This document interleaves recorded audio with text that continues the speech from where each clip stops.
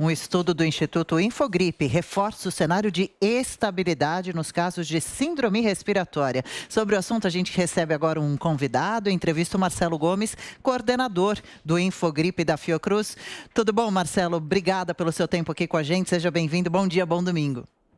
Bom dia, Adriana. Bom dia, Maicon. Todo mundo que está nos acompanhando no rádio e nas mídias sociais. É um prazer estar com vocês hoje. Prazer nosso, viu? Marcelo, então os casos de doenças de respiração estão mais baixos este ano no país, que costuma registrar números muito altos, aliás. Por que exatamente? Quais fatores o combate à pandemia, as etiquetas respiratórias podem ter ajudado, estar contribuindo?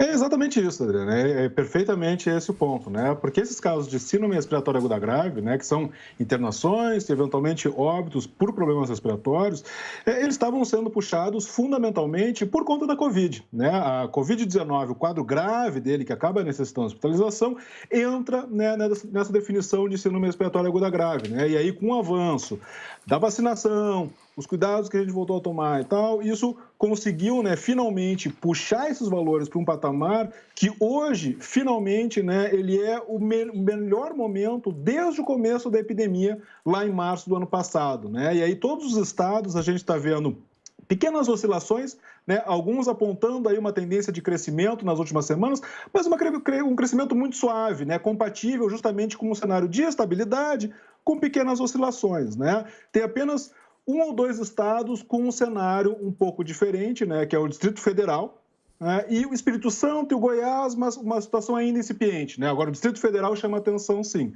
Né? No Distrito Federal, a gente está observando um aumento muito significativo nos idosos, né, similar ao que aconteceu no Rio de Janeiro, ali entre junho e agosto desse ano, né, que a gente teve uma retomada muito forte no Rio de Janeiro, felizmente conseguiu se interromper, voltou a cair, hoje o Rio de Janeiro está conseguindo manter queda nesses números, né, mas o Distrito Federal está nessa situação que o Rio de Janeiro passou e o Espírito Santo e Goiás dão sinais que podem estar entrando neste mesmo cenário, né? Então é importante a gente acompanhar, ficar de olho nas próximas semanas para ver como é que isso vai se comportar.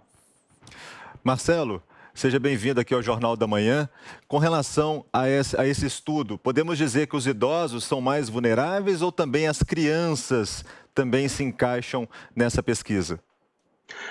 A gente engloba, né, toda a população e tocaste num ponto muito importante, né, que é a volta da preocupação em relação às crianças, né? Agora há pouco a gente escutou o Renato Kfouri, né, comentando sobre as crianças, né, e de novo, por conta da vacinação, em termos proporcionais, né, ou seja, quando a gente olha o total de casos e olha como é que está a distribuição etária desses eventos, as crianças voltaram a ter um papel relevante, né, por dois fatores. Primeiro, a própria questão da vacina, né, que diminuiu o impacto na população adulta, ainda que os idosos, em alguns estados, como foi comentado, voltou a preocupar, né, então já fica aquele alerta, né, dose de reforço.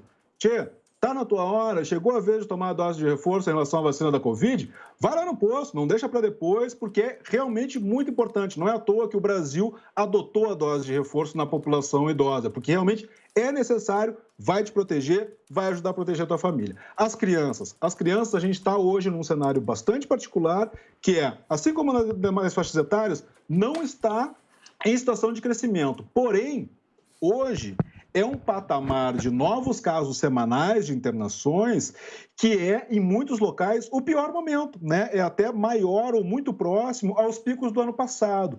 Por que isso? Porque, olha, ano passado, a gente manteve as crianças fundamentalmente, né, na situação de maior segurança, né, de menor exposição, porque a gente manteve as escolas fechadas, né? Isso, obviamente, teve um impacto importante, a gente está precisando retomar essas atividades, né, por uma série de fatores relacionados tanto ao bem-estar emocional quanto ao desenvolvimento das crianças, então a retomada das aulas presenciais é importante, mas o cuidado é fundamental, né, e não é à toa que voltou a aumentar o número de casos em crianças e hoje esse patamar é mais elevado, né, e aí não é só a Covid, entra também o vírus sincicial respiratório, que é um vírus que historicamente causa casos graves em criança, né? E aí, de novo, com a volta às aulas, volta a facilitar a circulação desse vírus e acabar infectando as crianças, né? Então, aquela questão de usar máscara, né, ter um ambiente ali bem ventilado, bem arejado, né, nas nossas salas de aula, é fundamental para essa proteção. E lembrar, né, as crianças, em relação à Covid, elas não têm a vacina para protegê-las. E aí elas podem até levar para casa, eventualmente, né, o vírus que contraíram na escola e aí voltar a aumentar a exposição dos seus familiares, né? E aí tem o idoso cuidando no contraturno, né, o avô que fica ali com a criança pequena. Então, é uma situação que requer atenção. O cenário hoje é muito bom? Sem a menor sombra de dúvida. É o melhor momento que nós estamos vivendo em relação à epidemia. Mas a gente não pode confundir isso com um problema encerrado e podemos agora completamente relaxar. Não. Isso pode nos levar a situações complicadas, especialmente em crianças e nos mais idosos. Com certeza. Agora, Marcelo, você falava sobre o nosso bom momento, a gente já falou tantas notícias duras com relação à pandemia, que é bom explorar um pouquinho mais, esse momento. Você acha que o Brasil, você que acompanha com frequência pesquisas com relação ao assunto de tanta credibilidade, que o país está saindo, está se livrando da pandemia? A gente ouve estados como Rio de Janeiro falando sobre, em breve, poder deixar de lado o uso, inclusive, da máscara. Eu já não sei se você concorda pelos alertas que fazia, o Carnaval, o Ano Novo vindo aí, a gente está caminhando para se livrar da pandemia ou ainda não é hora de dizer isso? Olha, o momento realmente é positivo, né? Contra isso, a gente não só não deve negar, como a gente deve comemorar, né? Até em função de todo o esforço que nós fizemos, né? Então, realmente, celebrar esse momento atual, né? E claro, com isso, começar planejamentos futuros, mas com aquela tranquilidade, né? E com aquele cuidado que, olha, tudo é volátil, né? Essa situação atual de melhoria, de sinal positivo, ela não está escrita em pedra, né? Ou seja, a gente relaxando demais pode eventualmente voltar a ter uma situação de retomada do crescimento, que aí pode acabar tendo que afetar esses planejamentos futuros, né? Então planejar, sim, eventos para o ano que vem, mas com essa tranquilidade, né, essa cautela, e isso é importante a gente ressaltar para a população também, né? Para a população também ter o entendimento que, olha, o cenário é positivo, sim, sem dúvida é positivo, mas é positivo por quê? Porque nós nos empenhamos, né? Se a gente, e aí a questão da máscara que tu comentaste, né? Eu particularmente, inclusive o próprio CONAS e o CONASEMS, a Fiocruz também recentemente reforçou, né, que neste momento não nos parece adequado ainda, né? E aí a gente tem outros exemplos fora do país, né, de países que também estavam com a vacinação muito bem avançada, estavam com números positivos, né, da epidemia e resolveram abandonar, né, essa obrigatoriedade do uso de máscara. O que aconteceu?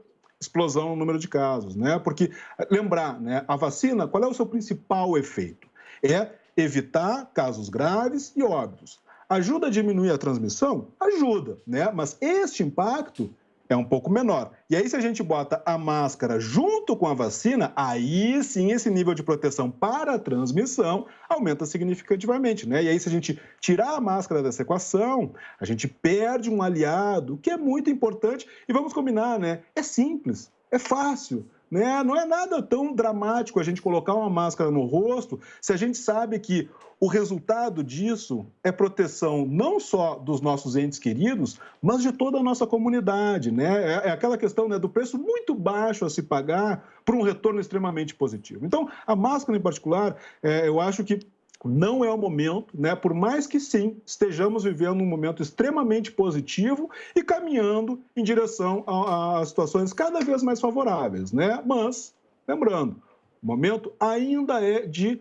evolução constante, né? A gente mantendo a transmissão aí, a gente pode eventualmente ter uma nova variante que seja ou mais transmissível ou eventualmente consiga escapar das vacinas, enfim, e aí muda completamente o cenário. E aí, se a gente está completamente despreparado, pode ser muito tarde para a gente tomar ações de proteção. E aí a gente só conseguir, né, pegar as rédeas de novo, depois que o cavalo já disparou, já está lá adiante, né? Então, cautela, calma, comemorar, mas sempre, né, com muito cuidado, porque a gente está falando de proteção à vida, né? Então, todo cuidado é sempre muito importante.